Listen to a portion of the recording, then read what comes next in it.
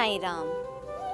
जो कल था उसे भूल कर तो देखो, जो आज है उसे जीकर देखो। आने वाला पल खुद ही संवर जाएगा, एक बार ओम साईं राम बोल कर देखो। श्रद्धा और सबूरी बाबा के दो मूल मंत्र हैं। जो भक्त इसे धारण कर लेता है उसके जीवन से सारे कष्ट दूर हो जाते हैं। लखनऊ के रहने वाले मोहित दुबे जी बाबा के परम भक्त हैं। बाबा से इनका परिचय होने के बाद मानो इनकी जिंदगी संवर सी गई हो। साईं लीला टीवी चैनल से बात करते हुए मोहित दुबे जी ने हमें बताया कि जिंदगी में जब सारे दरवाजे बंद हो जाते हैं तो आशा की एक किरण साईं में दिखती है। ओम साईं राम।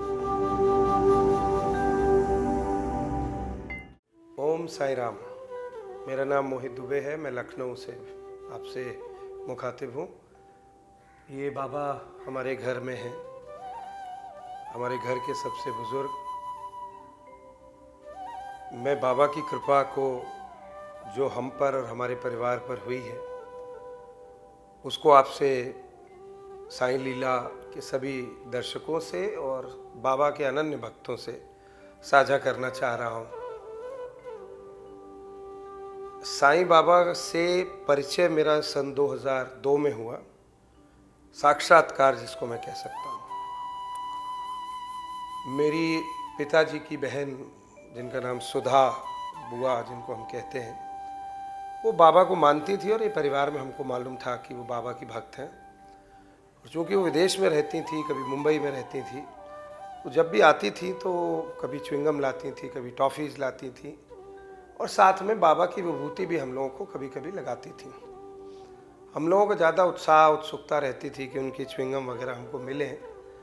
और वो राख जैसी चीज़ जिसको विभूति बाद में हमने समझा, उसको हम लोग न समझ पाए न पसंद किया। सन 2002 की बात है। मैं व्यवसाय से मैं एक अंग्रेज़ी पत्रकार हूँ और मैं उस वक़्त टाइम्स ऑफ इंडिया में कार्यरत था। और उस वक़्त के प्रधानमंत्री श्री अटल बिहारी वाजपेयी का एक कार्यक्रम की कवरेज के बाद मैं लौट रहा था और रास्ते में बारिश हो रही थी और मैं काफ़ी भीग गया था, क्योंकि प्रधानमंत्री का कार्यक्रम था। बाकी सेंटर्स उस खबर के वेट कर रहे थे और मुझे आके बहुत चिल्ड एसी में वो काम करना पड़ा, जिसके फलस्वरूप मैं जब तक घर लौटा मुझे बुखार आ गया था। लेकिन 2 दिन के उपरांत भी वो बुखार जा नहीं रहा था और तीसरे दिन तक हालत ये हुई कि मेरा सफ़ेद कुर्ता बिल्कुल, मेरा पसीना पीला हो रहा था एंड मेरा जो कुर्ता था पूरा जैसे हल्दी किसी ने लगा दी हो। डॉक्टर्स को दिखाया। मेरी शादी को 1 साल हुआ था।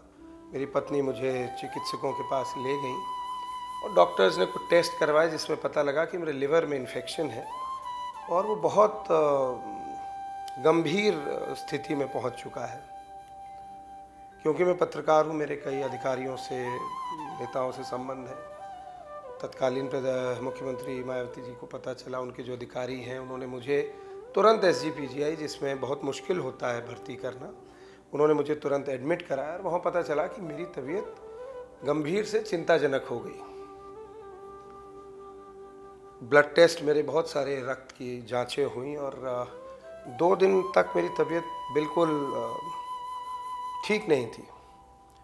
और तीसरे दिन किसी एक ब्लड टेस्ट में पता चला कि हो सकता है कि मुझे ब्लड कैंसर हो। ये खबर मेरे परिवार के लिए, मेरी पत्नी के लिए, सभी के लिए बहुत ही व्याकुल करने वाली थी। 2002 में 16 साल पहले मेरी उम्र 29 साल करीब थी और लेकिन मेरी पत्नी जो है बहुत निश्चिंत थी कि सब ठीक होगा, कुछ ऐसी बात है नहीं। मेरी गंभीर हालत को देखते हुए मेरे बिल्कुल बड़े भाई जैसे हैं, जो आजकल देश के गृह मंत्री हैं, श्री राजनाथ सिंह जी, वो दिल्ली में उस वक़्त कृषि मंत्री थे, वो मुझे देखने अस्पताल आए, दिल्ली से आए। वो 2 घंटे करीब बैठ के गए। उस वक़्त के director SGPGI doctor Mahendra Bhandari भी बैठे रहे और बहुत देर तक वार्तालाप होता रहा और मुझे बहुत कमज़ोरी महसूस हो रही थी। ये मैं इसलिए बता रहा हूँ एक पृष्ठभूमि, क्योंकि उसी वक्त बाबा का पहला मेरे जीवन में पदार्पण हुआ। वो लोग बैठ के गए और मैं इतना थक चुका था कि मेरी आंखों के सामने सिर्फ अंधेरा छाया हुआ था। मेरे माँ बाप मैनपुरी से सब आ चुके थे क्योंकि मेरी स्थिति गंभीर बनी हुई थी। मेरी पत्नी बाथरूम की तरफ गई, वो कप प्लेट धोने वगैरह। तो उसी वक्त मैंने देखा कि सामने दीवार पे बिल्कुल स्याह अंधेरा छाया, वो मुझे कुछ दिख नहीं रहा है। तदोपरांत उसी वक्त दो शब्द जैसे सोने के और बहुत सारी लाइट्स के साथ, रोशनी के साथ दो शब्द मुझे दिखाई दिए, दीवार पे अंधकार में लिखे हुए, जो थे श्रद्धा और सबूरी।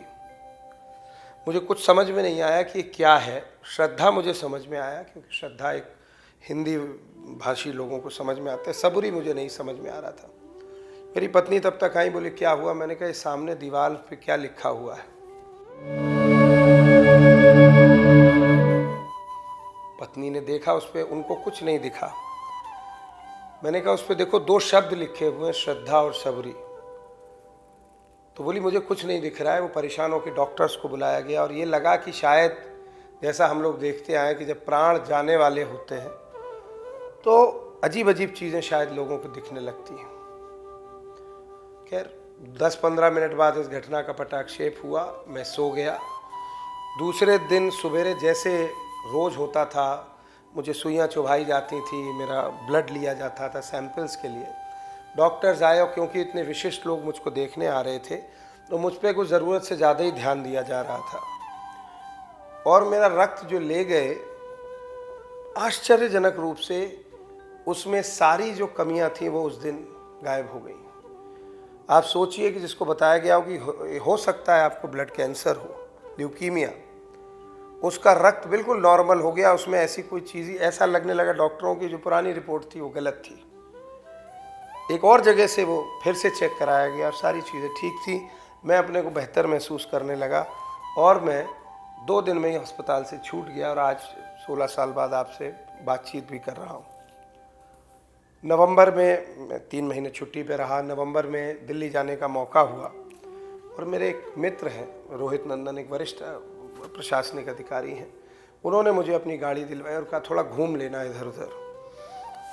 आज मैं सोचता हूँ तो लगता है पता नहीं क्यों, लेकिन मैंने उस ड्राइवर से, सरकारी ड्राइवर जिसका नाम गब्बर सिंह था, उससे मैंने कहा यहाँ कहीं कोई साईं बाबा का मंदिर है?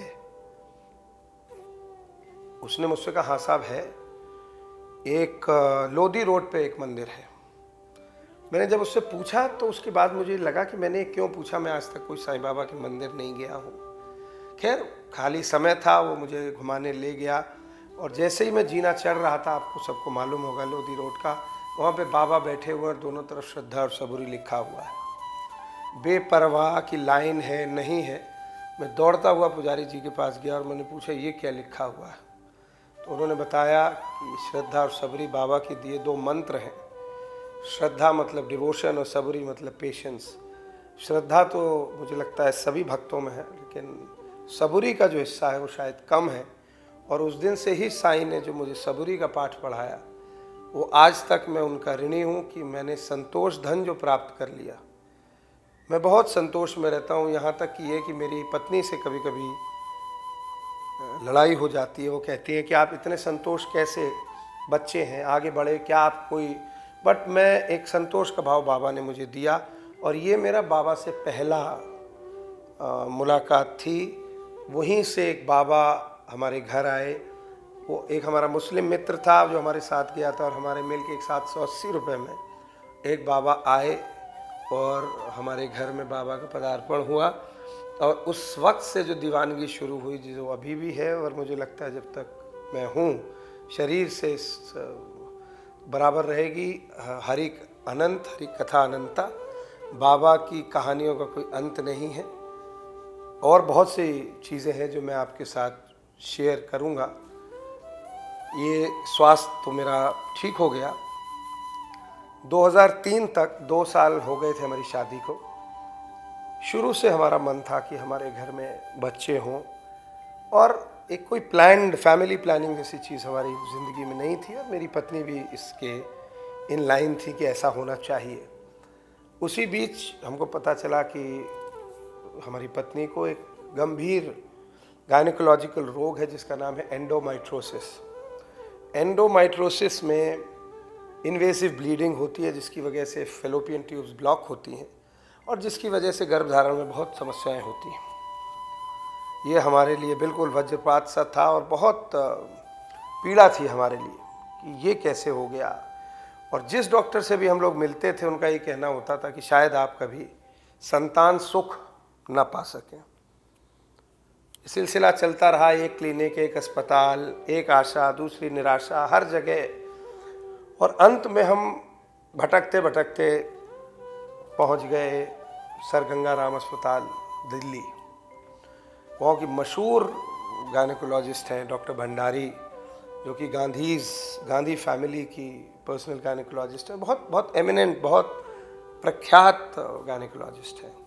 उन्होंने हमारे बहुत सारे टेस्ट कराए और ये पाया कि हमारी पत्नी में कोई समस्या है जिसका कोई निदान नहीं है और चाहे वो टेस्ट ट्यूब बेबी हो, कुछ हम लोग शायद निसंतान रहेंगे। निराशा के बाद हम लोग लखनऊ आए और एक दिन मैं और मेरी धर्मपत्नी एक लखनऊ में एक होटल है, रेस्टोरेंट है, शंघाई सरप्राइज हुआ करता था, वहाँ पे हम लोग खाना खाने गए और मेरी पत्नी अचानक फूट फूट कर रोने लगी और बोली कि शायद हमारे भाग्य में हम दोनों ही आके ऐसे खाते रहेंगे। मैं भी परेशान हुआ और पता नहीं क्या हुआ, आज मैं सोचता हूँ उस बात को। वहीं टेबल पे रखी हुई एक नैपकिन हमने उठाई और उस पर मैंने लिखा, या बाबा ने लिखवाया, शायद ज़्यादा कहना ठीक होगा, उस पर मैंने लिखा, जाओ आज से 2 वर्ष बाद अक्टूबर में बाबा तुमको एक बेटा देंगे। बाबा का नाम लिख के जगह, स्थान, टाइम सब लिखा और वो नैपकिन मैंने अपनी पत्नी को पकड़ा दी। बात आई गई हो गई और हमको याद भी नहीं रहा। लेकिन बाबा की महिमा, बाबा की कृपा देखिए कि 2 साल बाद, 2003 का एक किस्सा है, 2005 में 7 अक्टूबर को हमारे घर एक बेटे का जन्म हुआ और हमको वो संतान सुख जो इस दुनिया ने मना कर दिया था, वो बाबा ने अपने आशीर्वाद से हमको वो दिया। और बाद में चल के मुझे पता चला कि 7 अक्टूबर 2005 में बाबा की जो प्रतिमा लगी है शिरडी में, उसको ठीक 51 साल हुए। तो प्रतिमा लगने के 51वें साल उसी दिन हमारे बेटे का जन्म हुआ और शिरडी में उस वक़्त के पुजारी श्री प्रमोद मीढ़ी जी ने हमारे बेटे का नाम साईश रखा, यानी साईं ही ईश्वर हैं। 2010 में हमें एक पुत्री की प्राप्ति हुई जिसका नाम सुदीक्षा है, उसको प्यार से हम तितली कहते हैं। बाबा की कृपा का कोई अंत नहीं, लेकिन मुझे लगता है कि अफसोस ये है कि हम बाबा से मांगते बहुत हैं। बाबा के सब्र वाले हिस्से को हम भूलते हैं। बाबा के श्रद्धा वाले तो हम लोग याद रखते हैं। आप विश्वास मानिए, आज जो भी मेरे पास है, मेरे बच्चे, मेरा माता पिता, बाबा स्वयं, ये सब और सब सिर्फ सब्र का नतीजा है, सबरी का नतीजा है। बाबा, हमने कभी सोचा नहीं था कि हम आज जिस बड़े से सुंदर घर में रह रहे हैं वो कभी हमारा होगा। एक चमत्कारिक ढंग से एक व्यक्ति आया, उसने हमको एक घर लाया। हमारे पास उतना धन नहीं था, बाबा ने सारा इंतज़ाम किया, सच्चे साधनों से इंतज़ाम किया और इस घर का जो सुख मुझे बचपन से था कि घर अच्छा, सुंदर, शांत घर हो, जहाँ पे आज ये सब हो रहा है, वहाँ पे हम बाबा के साथ रहते हैं। ये वाले बाबा का आना हमारे साथ बहुत, ये भी अद्भुत है। 2002 में हम पहली बार बाबा के पास गए। तब बाबा ने मेरी पत्नी को स्वप्न दिया कि हम तुम्हारे घर 10 साल बाद आएंगे। ये बाबा सन 2012 में जयपुर से शिरडी थे और शिरडी की एक दुकान में रखे हुए थे। और जब हमने इनको देखा तो जैसे कहते हैं ना, सुध बुध खो जाना, मैं वैसे ही हो गया और मैं गाने लगा, तुमको चलना होगा। और इतने में मैं भूल गया, उस कॉम्प्लेक्स नया बना हुआ था कि मैं लगभग गिर गया, वो सीढ़ियाँ मैं देख नहीं पाया। मेरी पत्नी ने इस बात के लिए मुझे रिप्रिमेंड भी किया और कहा कि आप ये क्या कर रहे हैं, बाबा को देख के आप होश खो बैठते हैं, ठीक नहीं है। वो दुकान वाले ने वो देखा, हमारा और बाबा की शायद नज़रों का टकराना देखा, और वो निकल के बोला कि बाबा आप ले लो, ख़रीद लो। तो मैंने उसको भी यही कहा कि बाबा को ख़रीदना तो किसी की बस की बात नहीं है, लेकिन मैं दुनियावी तौर पे भी इनको नहीं ले सकता, क्योंकि मैं एक मिडिल क्लास आदमी हूँ, एक नौकरी पेशा आदमी हूँ। 3 दिन लगातार वो मेरे पीछे पड़ा, क्योंकि रास्ता वही था मंदिर पे जाने का। तो एक दिन थक हार के मैंने उससे कहा कि भैया ऐसा है, कितने के हैं? तो उसने बताया ये 11 लाख रुपए के हैं। मैंने कहा भैया मेरे बस का नहीं है, तुम किस्तों में दे दोगे? मैंने किस्तों में इसलिए कहा कि मैं उसका पीछा छुड़ाना चाह रहा था कि भैया ये मेरा, उसने वही किया, उसने मुझसे ओम साई राम किया और वो चला गया। लेकिन हम लोग ट्रेन पे सवार होने वाले थे जिस दिन 15 अप्रैल 2012 में। उससे पहले वो व्यक्ति मुझे मिला जब हम बाबा को प्रणाम करने गए, और उसने हाथ में एक मार्कर थमाया और कहा दस्तखत करिए, बाबा आपके हुए, जब आप पैसा दे सकें आप पैसा दे दीजिएगा। अब मेरे हाथ कांपने लगे, मुझे लगा कि मैं कैसे पेमेंट करूँगा। 3-4 साल बाद वो पेमेंट हुआ। फिर मेरे पास पैसे नहीं थे तो मैंने अपने पिताजी से कर्जा लिया, और पिताजी को उसका इंटरेस्ट अभी भी पर महीना देता हूँ। लेकिन बाबा ने इतना प्यार दिखाया कि अपने आने से पहले घर का तैयार किया, और मतलब बाबा जैसा तो कोई है नहीं। मैं इस और बस यही आशा करता हूँ कि बाबा हमेशा सेवा में लगाए रहें, और ये परम सुख है जिसको मैं हमेशा अनुभूत करना चाहता हूँ। बाबा के इतने कृपा और कितने अनुभव हुए हैं हमारी ज़िंदगी में। हमारे घर में एक छोटे से बाबा थे, और वहाँ पे एक नीम का वृक्ष अपने आप निकला। बाबा ने शायद ये तय किया था कि उसको गुरुस्थान बनाया जाए, वो बना। हर चीज़ हमारी ज़िंदगी में, चाहे हमारे बच्चों का होना हो, हमारे माँ बाप बीमारी से ठीक होना हो, हमारे मित्रों का हमसे जुड़ना हो, एक एक चीज़ में एक कहानी है। एक एक चीज़ में हम देखते हैं कि मतलब सिर्फ बाबा को सजदा किया जा सकता है कि आपने जो किया, आप जो कर रहे हैं। और ये मैं सबको बताना चाह रहा हूँ कि बाबा जैसा कंपैशनेट और प्यार देने वाला शायद दुनिया में कोई नहीं है। दरखास्त ये है सबसे कि क्योंकि आज ये बात हो रही है, मेरे मन की बात है, कि बाबा से शायद हमको कुछ मांगना नहीं चाहिए। बहुत से मेरे साईं भक्त साथी इस बात से शायद डिसएग्री करें, बट मुझे लगता है कि बाबा के प्रति हम लोगों को समर्पित होकर बाबा की सेवा करना चाहिए, क्योंकि चाहे वो यहाँ घर का मंदिर हो या कहीं भी हो, बाबा सिर्फ हम लोगों के दुख दर्द मिटाने के लिए, हम लोगों को सुख यश धन देने के लिए बैठे हुए हैं। तो हमको उनके सामने निवेदन नहीं करना चाहिए। मैं इसलिए भी नहीं करता हूँ कि मैं बाबा को अपने पिता स्वरूप समझता हूँ, और अगर बाबा पिता हैं तो उनको सब मालूम है। उनको बता के, उनके सामने गिड़गिड़ा के हम अपने रिश्ते को छोटा क्यों करते हैं? वो मालिक है, वो सब जानता है। और मैं ये अनुभव से कह रहा हूँ, ये मैंने कहीं पढ़ा नहीं है, ना मुझे किसी ने पढ़ाया है, ना समझाया है। It is not scripted. ये मैंने एक एक चीज़, बहुत सारी चीज़ें हैं जो हम आपसे साझा कर सकते हैं, जो हर दिन हर क्षण हम लोगों के साथ घटित हो रही हैं। मैं तो बस यही चाहता हूँ कि बाबा इसी तरह अपनी अनवरत कृपा, अपना साथ बनाए रखें। मैं रात को सोता हूँ तो जब बाबा का मंदिर का पट बंद करता हूँ तो भी यही कहता हूँ, बाबा अपना ध्यान रखिए, कल आपसे मिलता हूँ, सेवा का फिर मौका दीजिए। और मैं सबसे यही अपेक्षा करता हूँ, शायद यही होना चाहिए। नवंबर 2016 में एक ऑफिशियल कार्य से मुझे लखनऊ से बाहर किसी के साथ जाना पड़ा। मेरे एक बड़े भाई जैसे एक प्रशासनिक अधिकारी है, और हम लोग जा रहे थे, तो जैसे ही घर से मैं निकल रहा था, बाबा ने इशारा किया कि बाबा ने कि मुझको नहीं जाना चाहिए आज इस यात्रा पर। मैं कुछ कंफ्यूज हुआ। मेरी पत्नी ने कहा जल्दी जाओ, गाड़ी निकालो, बिकॉज दरवाज़ा उनको बंद करना था, उनको कुछ खाना बनाना था। मैंने फिर बाबा की तरफ देखा और बाबा ने कहा कि पवन सुत को लेके जाओ अगर जाना है तो। मैं समझ नहीं पाया पवन सुत कौन है, क्या है। और मेरी पत्नी ने मुझे बताया कि पवन सुत हनुमान जी को कहा जाता है। मैं जल्दी से दौड़ के मंदिर में आया, छोटे से एक हनुमान जी को जेब में रखा और मैं चला गया उस यात्रा पर।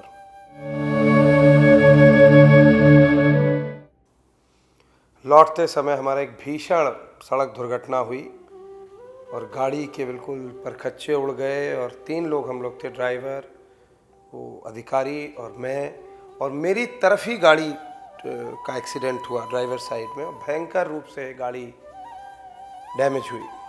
हम लोगों को सबको बहुत चोटें आई, लेकिन हम तीनों में से मुझको सबसे कम चोटें आई। मेरे हाथ में फ्रैक्चर हुआ, पैर में बहुत चोट लगी, कमर में चोट लगी, हाथ में चोट लगी।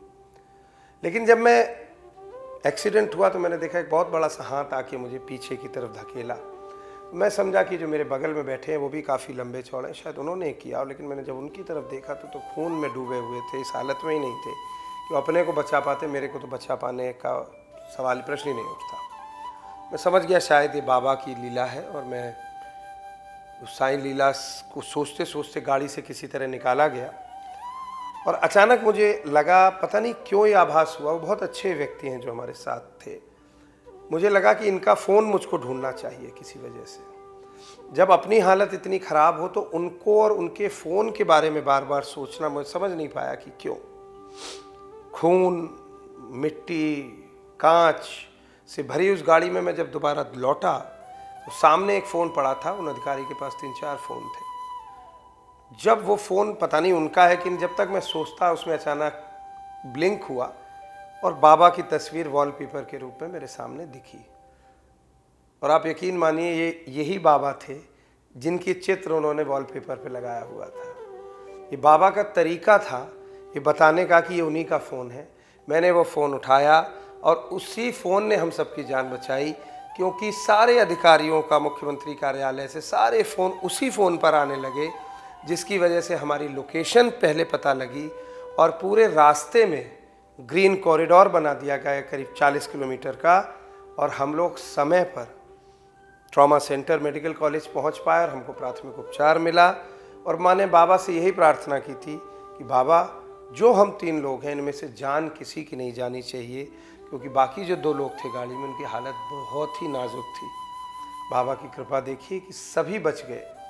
ड्राइवर की हालत अभी भी ठीक नहीं है 2 साल बाद भी, लेकिन सबकी जान बची। और बाबा ने सबको, चाहे वो उनको मानते हो चाहे न मानते हो, उनको बाबा ने उनकी रक्षा करी और हम सब आए। जब मैं अस्पताल जा रहा था तो मैंने अपनी पत्नी से, अब शिफ्ट करा जा रहा था ऊपर कमरे में, तो मैंने कहा कि बाबा जो मेरे साथ हमेशा जाते हैं कहीं भी, उस दिन नहीं थे क्योंकि वो 1-2 घंटे की ट्रिप थी, वो बाबा को लेते आओ मेरे अस्पताल में कमरे में रखने के लिए।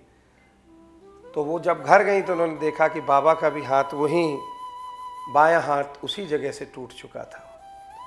आप सोचिए, कोई इष्ट, कोई गुरु ऐसा हो सकता है जो आप में इस शिद्दत से आपके लिए सोचे कि आप पे जो कष्ट है वो अपने ऊपर भी ले ले। ये दुख का विषय है, मतलब बाबा लेकिन इतने कृपालु हैं कि वो कष्ट, शायद वो बहुत बड़ा कष्ट होने वाला था, वो बाबा ने अपने ऊपर लिया और अपने इस बच्चे की, अपने इस भक्त की, अपने इस सेवक की जान बचाई। और मतलब शुक्रिया तो क्या कहें, हमारे तो सब कुछ बाबा ही है।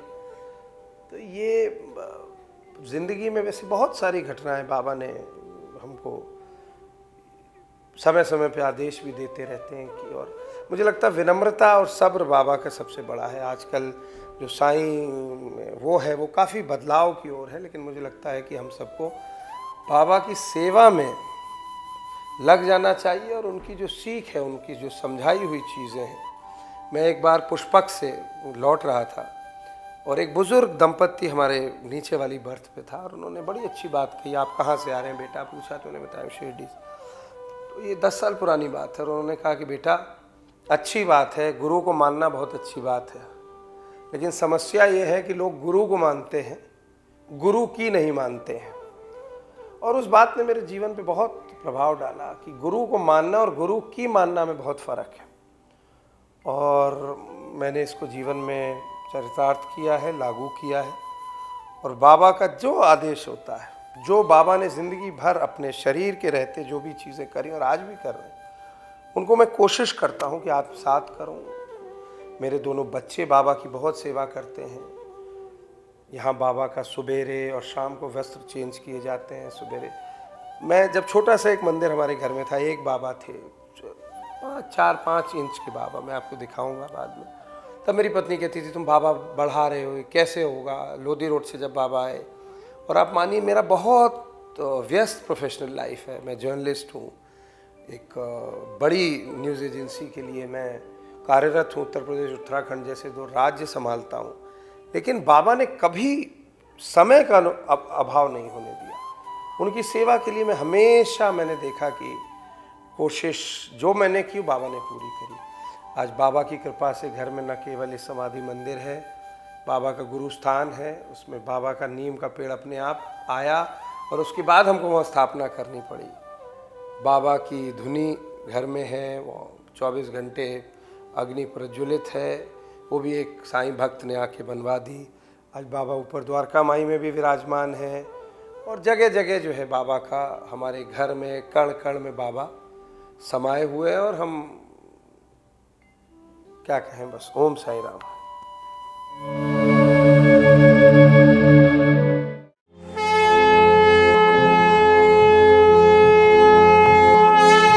श्री सच्चिदानंद सद्गुरु साईनाथ महाराज की जय।